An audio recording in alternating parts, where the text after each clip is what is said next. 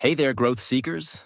Welcome back to another inspiring episode of the Growing Forward podcast, where we talk all about personal growth, fulfillment, and unlocking your true potential. I'm your host, Jonathan. And I'm Janelle. We're so excited to have you with us today. This podcast is all about helping you take those small but meaningful steps toward becoming the best version of yourself. If this episode resonates with you, don't forget to hit that subscribe button and give us a thumbs up if you're watching on YouTube. All right, so are you ready to make 2025 your year? I mean, really make it count. We're diving deep into goal setting today, but not the usual, New Year's resolution stuff that fizzles out by February. Right. We're talking about the real deal, like how to set goals that actually matter to you, goals that actually help you build the life you actually want. Yeah. And to help us with this, we've got some incredible guides with us today. Yeah, we do. They all have some pretty amazing insights to share. They do. You know what's really interesting is that all three of our sources today really emphasize reflection, really taking the time to look back before you even think about setting goals for the future. I haven't thought about it that way. It seems kind of counterintuitive, right? It does. We're all gung-ho about charging ahead into the new year. But you're saying there's real power in pausing and looking back first. Absolutely. I mean, think about it this way. Have you ever set a goal, achieved it, and then realized didn't really make you happy? Oh, totally. Yeah. I remember once I was dead set on learning to code. I thought it was the ticket to this whole new career and a more exciting life. Well, after months of these intense coding courses, I landed at coding gig and I quickly realized I hated staring at a screen all day. Exactly. And it happens way more often than we realize. That's where this reflection piece comes in. It's about gathering crucial data, understanding what truly motivates you, what brings you joy, and what might just be a shiny distraction. So it's less about dwelling on the past and more about mining it for those valuable insights. Yeah, exactly. It's like consciously hitting the reset button, letting go of, any limiting beliefs or outdated habits, right? Even situations that just aren't serving you anymore. It's creating space for what Jeanette Brown calls untapped potential. Okay, I love that. Untapped potential.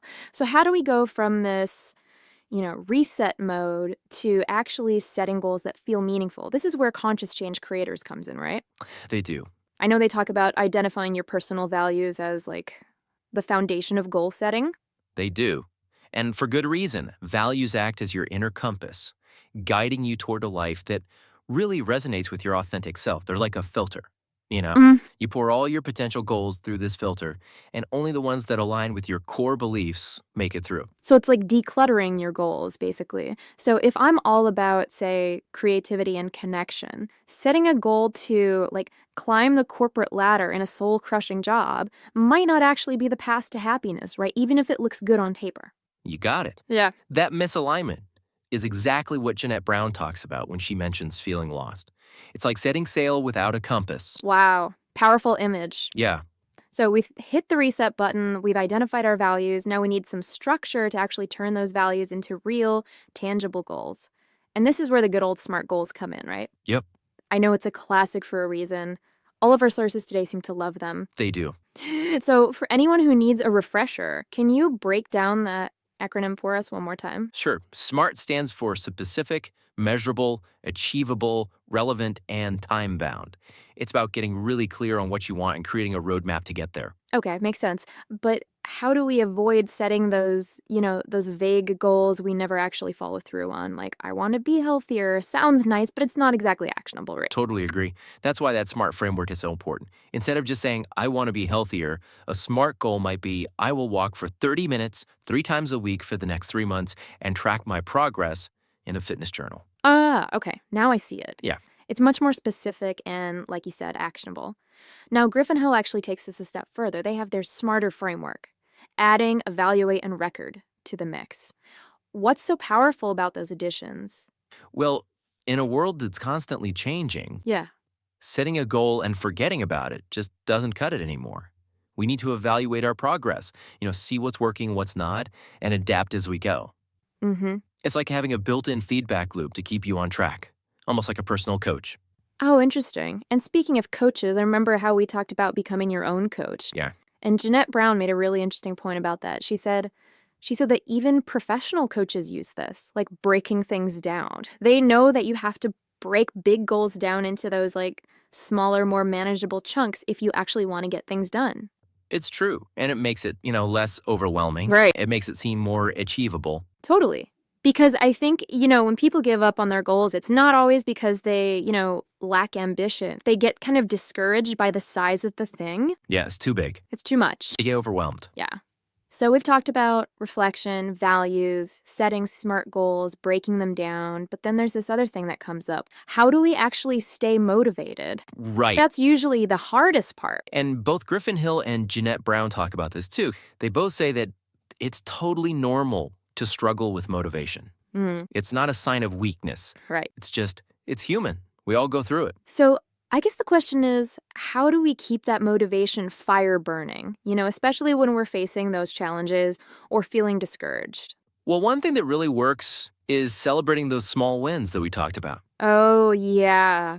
I like that. Yeah, it sounds simple, but just acknowledging your progress, even the tiniest little steps, it reinforces that positive feeling and reminds you that you're actually moving forward. Yeah, it's like giving yourself those little high fives along the way. And it keeps it fun. Yeah. And it keeps you, focused on the positive. Another powerful technique is to keep connecting with your why. Yeah, remember, like we talked about, those values. So when you're feeling lost or discouraged, just cap back into why you set this goal in the first place. Right. How does it align with what you really, truly want in your life? Yeah. Because it's so easy to forget, right? You get so caught up in the day-to-day and you lose sight of like the bigger picture. Yeah, and another really good tool is visualization. Visualization. Okay, I'm intrigued. So if you spend a few minutes each day just imagining yourself achieving your goal, feeling the emotions, experiencing the benefits, that can actually, pull you towards success. Now, Griffin Hill adds a really interesting layer to all of this. Okay. They talk about the power of sharing your goals with other people. Oh, that's interesting. I've always kind of struggled with that. I don't want to feel like I've, failed in front of everyone. Right. But is there any, research behind this? Does sharing your goals actually help? It does. It's understandable to feel that way, for sure. Mm-hmm. But research actually shows that sharing your goals with supportive people can actually make you more likely to succeed. Wow. That's encouraging. Yeah. It creates a sense of accountability. Yeah. You've got this team, this support system, Yeah. your own cheerleading squad right there with you. Right. So I guess it comes down to finding the right people to share with, too. Exactly. Supportive people who you trust, who you know are going to cheer you on no matter what. Right. Okay, so we've talked about a lot of different strategies and techniques, but how does the listener actually know which ones are going to work best for them? That's the key, isn't it? Yeah. Figuring out what works for you, because we're all different. Right. So what works for one person might not work for another. So there's no, magic formula? No, there's not. Okay. It's all about experimenting, being self-aware, paying attention to what feels motivating and energizing for you. And then adjusting course as you go. Exactly. Okay. Well, that kind of takes the pressure off, I guess. It does. You don't have to be perfect right away. You don't. And it makes it more about the journey. And speaking of the journey, Jeanette Brown talks about the importance of celebrating our progress. It's a great way to stay motivated. Yeah. And appreciate how far we've come. I love that because it's so easy to get fixated on the end goal, right? It is. And forget to acknowledge all the steps we're taking along the way. It's easy to just focus on the destination. Yeah. Forget about enjoying the ride. It all circles back to connecting with your why. Right.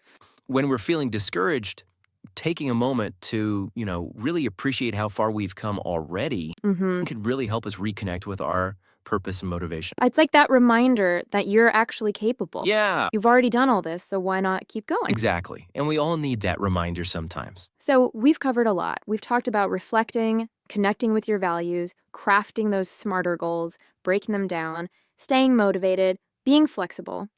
But before we wrap up, I want to touch on something Jeanette Brown mentions, something that I think we often overlook, which is self-compassion. Oh, absolutely. Self-compassion is so important. Because we tend to be so hard on ourselves, right? And we are. We're our own worst critics. We beat ourselves up when we have setbacks, mistakes, or thing we failed, and all that negative self-talk. It really sabotages our progress. It does. Self-compassion is about acknowledging that we're all human. Yeah. We're all going to stumble from time to time, and that's okay. It's about treating ourselves with the same kindness and understanding that we would offer to a good friend. It's about being your own best friend, really. It is. And you know what? This actually connects back to what Griffin Hill was saying about sharing your goals with others. Oh, yeah. Yeah, when we surround ourselves with supportive people, Mm-hmm. it can make it a lot easier to be kinder to ourselves Yeah. because we're getting that encouragement and understanding for the people around us. Right, like a built-in support system. Yeah, and that can make all the difference in the world when it comes to picking ourselves back up. Right. Dust yourself off and keep going. Exactly.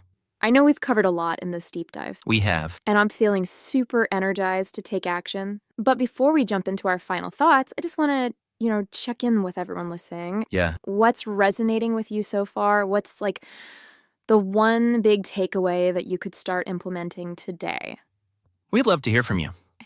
It's amazing, isn't it? Just thinking back to where we started, feeling like we needed to hit the ground running in 2025. And now we've actually uncovered a whole toolkit for approaching our goals with more, intention and self-awareness. It really is a shift in perspective, going from just blindly charging ahead to actually taking that pause, reflecting, and understanding what we want our lives to look like. Not just what we want, but why we want it. That connection to our values feels so key. It's like the groundwork for everything else. It's the foundation. And then, building upon that, we have the smarter framework for turning those values-driven desires into actual actionable goals. And we can't forget about breaking those goals down, celebrating those small wins, and giving ourselves a little grace when things get tough, because it is a marathon, not a sprint. It is. It's like we've assembled this incredible team. Our values are our compass, our SMART goals are the roadmap, our self-compassion is our cheerleader, and then we have this supportive community to cheer us on. I love that analogy. It really does highlight how all of these elements work together to create this powerful support system for achieving our goals. It's true. And remember, you're not alone on this journey. Jeanette Brown, Conscious Change Creators, and Griffin Hill, they're all in your corner, offering guidance and encouragement every step of the way. All right, before we let you go, we want to leave you with one final thought-provoking question. Think about that one goal you've been putting off, the one that maybe feels a bit daunting or intimidating. Now, with all the tools and insights we've explored today about values, smarter goals, breaking things down, staying motivated, and embracing self-compassion, what's the one tiny step you can take today to move yourself closer to that goal? Yeah, it doesn't have to be a huge leap, just a small action to get the ball rolling. Maybe it's writing down your top values, maybe it's brainstorming a few smarter goals, or even just sending a message to a friend and saying, hey, I need some support with this. Remember, even the most incredible journeys begin with a single step, and you have the power within you to take that step right now. Until next time, keep diving deep, keep exploring, and keep reaching for those stars.